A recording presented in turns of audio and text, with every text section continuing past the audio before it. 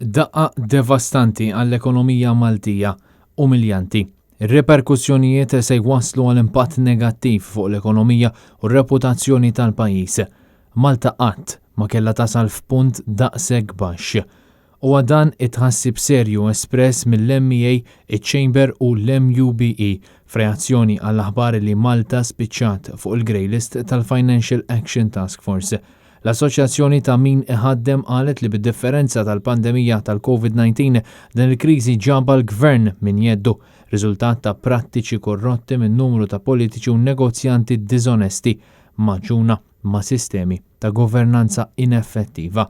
L-MEA saħqet li l-governanza mhux biss ħidma l-voti imma hija bbażata fuq il-valuri, ta' filwaqt li insistiet li mhux biżżejjed li nirranġaw is-sistemi governattivi tal-pajjiż imma rridu nerġgħu nirbħu lura il-fiduċja tal-komunità internazzjonali.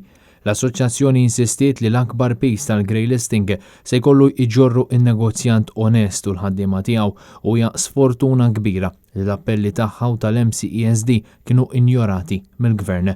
F'istqarrija separata, il-Kamra tal-Kummerċ appellat biex il-partijiet kollha fil-pajjiż jingħaqdu flimkien janalizzaw l-implikazzjonijiet u jfasslu pjan ta' azzjoni ċar dwar kif nistgħu nimxu l-qudiem. Il-Kamra saħqet li issa ninsabu fi stadju fejn irridu nikkonvinċu lill-FATF biex nitneħħew mill-Grey List fl-inqas żmien possibbli. L-ispejjeż tal-Grey Listing jitħallsu mill-ekonomija kollha, qalet iċ-Chamber fl-istqarrija tagħha. Min-naħa l-oħra, il-Union tal-Bankiera l-MUBE qalet li Malta tista' tirkupra l-istatus tagħha fuq il-lista il-bajda billi turi determinazzjoni fil-mod kif il-governanza tiġi applikata fil-livelli kollha tan-negozju u fis-soċjetà.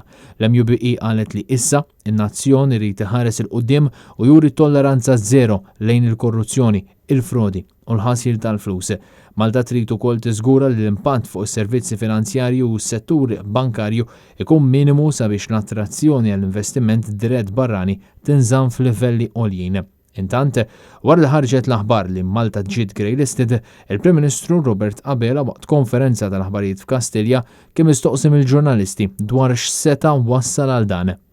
Inħoss li d-deċiżjoni tal-Financial Action Task Force li tpoġġi lil Malta taħt proċedura tagħha li permezz tagħha jkun hemm increased monitoring għal pajjiżna ma kienitx waħda mistħoqqa.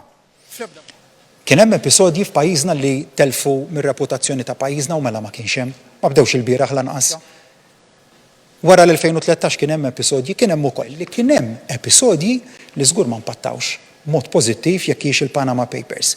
Jekk humiex deċiżjonijiet li saru oħrajn, jekk impattawx mod jew ieħor mod negattiv dan il-proċess. Tidni nkun onest miegħek ngħidlek illi iva. Kingu Tajjar, Net News.